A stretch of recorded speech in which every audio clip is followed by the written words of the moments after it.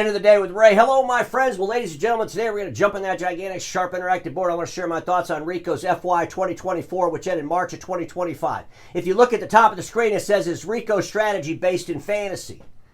And folks, I came up with this theme because I saw a video out there that Ricoh had posted of them at a convention, and the booth said, "Welcome to Ricoh Inkjet Fairyland," and I thought, how appropriate is that?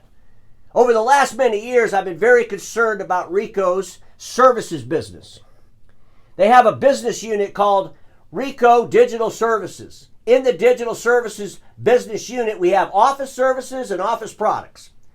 Office products would be the MFPs and printers, right? And you would think that Ricoh could make money in office printers and MFPs. They generate billions of dollars in this business group, and their operating profit is just miserable. Very, very low operating profit. And I'm just convinced that the more they do in services, the more they lose in operating profit. And according to this year, if you compare it to last year, that's exactly what happened. I'm going to dig deeper into their office services than I ever have before. And I think it's an important lesson for the industry. If you're going to get into the services business, you better do it with the right amount of gross profit, number one, because you got to be able to make operating profit. And unfortunately, I believe Ricoh and a lot of folks in our industry that sell IT services and managed services are selling it like they sell an MFP.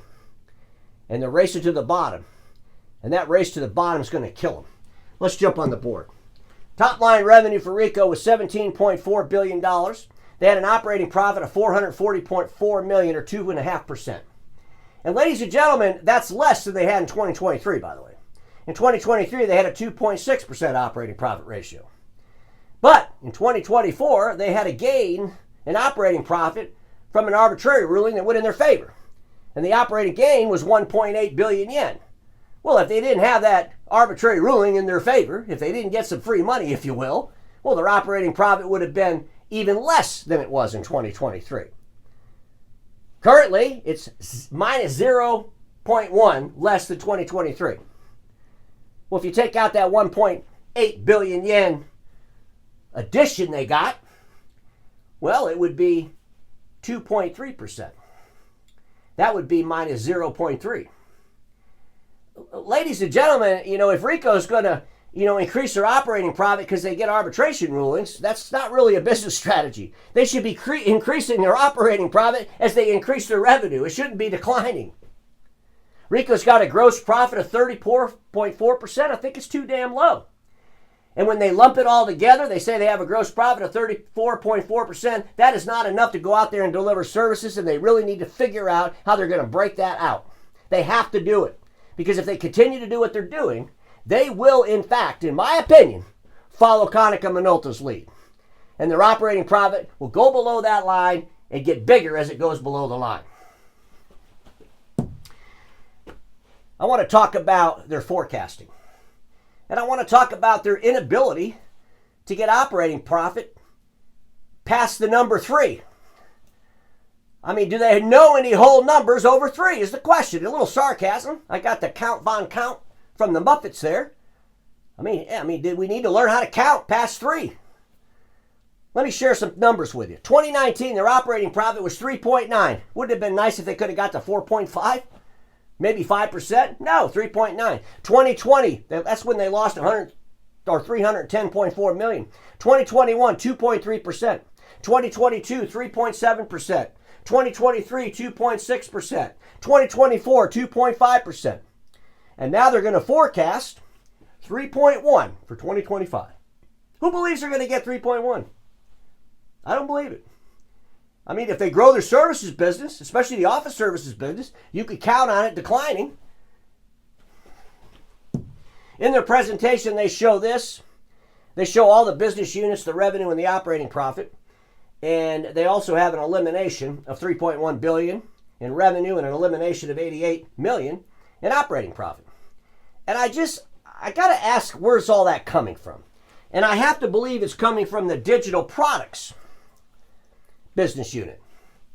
And I'm confused by this because Ricoh started a company called Etra. That was the manufacturing company. It was Ricoh, Toshiba Tech, and Oki's going to join that thing. I thought Etra was making the machines and Ricoh was buying them from Etra. What is this Ricoh Digital Products and how does it tie into ETRA? It's very damn confusing. And maybe Ricoh needs to show the numbers from ETRA. Did this $3 billion in eliminations come out of the digital products business unit? I just think those are good questions. Now let's talk about digital services. I got to ask the question, does Ricoh even have a global strategy around this? The more they sell, the less they make. Let's look at it as a whole. 13.1 billion, had a 219.4 million operating profit, or 1.7%. Actually down from FY 2023. I mean, in 2023, they had a 2.2%. Operating profits down minus 0.5%. And they grew the revenue. So the more it grows, the less it makes. And ladies and gentlemen, how in the world are you generating 13.1 billion in revenue when 6.3 billion of that is around services? It's around selling intellect. It's around selling assessments, I would imagine. $6.3 billion worth of services. And $6.2 billion in office printing. And we're putting it together and we're coming up with a 1.7% operating profit. That is damn scary. You know, you talk about how your reoccurring revenue is growing. And by the way, they made a mistake, and I'm going to share that on my next slide.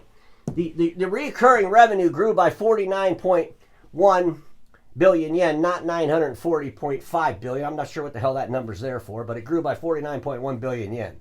It's 2.7 billion of the 6.3 billion is reoccurring revenue. And it would be nice. It would be nice to know where that reoccurring revenue is coming from the different buckets of IT that they deliver. It would be nice to know what the operating profit is in just that services business unit in Ricoh. You got to do this, because if you don't do it, you're going to find yourself in a mess. 43% of your office services revenue is reoccurring revenue. Are you charging enough for this reoccurring revenue? Are you charging enough for your intellect? What's going on here? How in the world can you do 13.1 billion in revenue and squeak out a 1.7% operating profit? Ladies and gentlemen, I wanted to look at the revenue as a percentage from the geographies around the world. So if you focus on office services, 51% of the 6.3 billion comes from Japan. 51% of that revenue, 3.2 billion. In Europe, it's 29%. In Americas, it's 20%. If you look at Americas, they're doing 1.2 billion in services, but 59% of that number is coming out of business processes, which is basically managing print shops.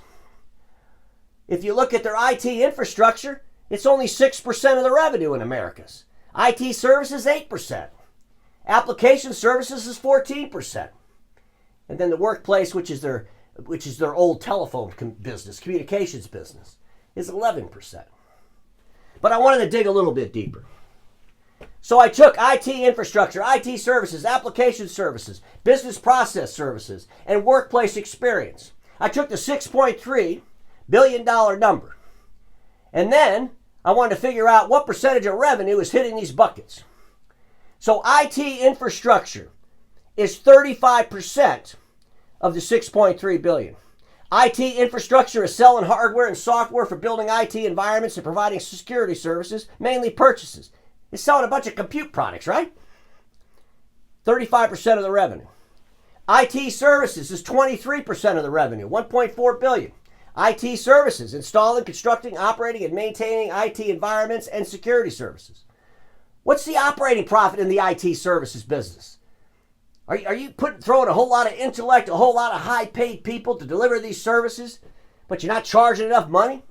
What's the gross profit in all these different buckets? Application services represents 20% of the 6.3 billion.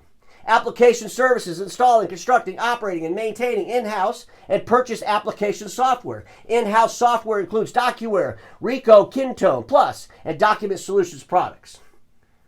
And then we got business processes. Commission business for customers, output centers, and new services tapping customer base. What are these new services? What are these current services? What kind of operating profit are you generating out of business process services? And then you got workplace experience, represents 7% of the revenue of the 6.3. Why are you even doing it? What's the operating profit there? Is that even worth doing? At 7% of the revenue? Is it sucking all the operating profit out? Which one of these buckets is killing you in operating profit? Because we have to assume that you can actually make money selling hardware or printers and MFPs, right? That's why you got to separate it. You cannot manage what you don't know, Ricoh, is what I'm telling you. Let's do some math. In their presentation, they say office services adoption rate of 36% around 1.4 million customers. They got 1.4 million customers. 36% of them have adapted to office services. So I want to do some math on that. That would be 504,000 customers. When I think about this 2.7 billion in reoccurring revenue, if this office services is reoccurring revenue, well, that would be $5,357 per customer per year, or $446 per month. What is the office services going into these 36% of these customers? How much of that's hardware? How much of that's application? How much of that is reoccurring? Because, ladies and gentlemen, even if it was all reoccurring, 446.43 per customer for IT services reoccurring is too low. It's not enough money. Could be the reason that the operating profit for that whole entire business unit basically stinks. Ladies and gentlemen, I've showed this chart before. This reminds me of Konica Minolta's acquisition. Let's go out and go on a shopping spree, buy up all this stuff. And I believe all this will be future impairment charges coming soon. And Ricoh's just kind of repeating themselves, in my opinion. In the United States, they bought that IT services company from Best Buy. Remember all that? And whatever happened to that? Well, they had a big impairment charge against it, for one thing. Let's talk about Ricoh Graphics Communication. I thought this was interesting. So in the graphics communication, they did $2 billion in revenue. Commercial printing, $1.7 billion. Their production print stuff, right? Industrial printing, $296 million. So their improvement over 2023 in revenue was $210.5 million. $188.4 million of that was commercial printing, and $22.8 million was industrial printing. And we all know that Ricoh, just like our friends at Konica Minolta, were bragging, telling the whole world how successful Drupa was. Drupa. And ladies and gentlemen, when I think about this, how really successful was it? What did you really sell at Drupa? Was that whole increase of $210.5 million from Drupa? And I'm looking here, down here it says industrial printing, inkjet heads generated double-digit revenue growth, one driver being robust sales of the print head for signed graphics applications. What's the revenue on the print heads you're selling? Did you sell those at Drupa? I did a little exercise. So, if we go back to the year 2023 against 2024, the Drupa influenced growth, if it was all from Drupa, was 11.6% year on year. If we look at 22 to 23 with no Drupa influence, the growth was 11.6%. That's kind of interesting. If we look at 2020 to 21, well, with no Drupa influence, the growth was 17%. And if we look at 21 to 22, the growth was 25.5% with no Drupa influence. Ricoh, don't go to Drupa. Seriously, what exactly did you do at Drupa? What really grew? What do you put out in the marketplace? That's why you got to share more details. You know, all you folks lumping all this stuff together, hoping no one digs through any of this, is craziness. Because more and more people are going to start digging through it. More and more of the financial institutions y'all do business with are going to start digging through it. Why is this business unit still around? This Industrial Solutions, $781.5 million, had an operating profit loss of $12.4 million, you know. I want to share some thoughts on this. This was in their presentation.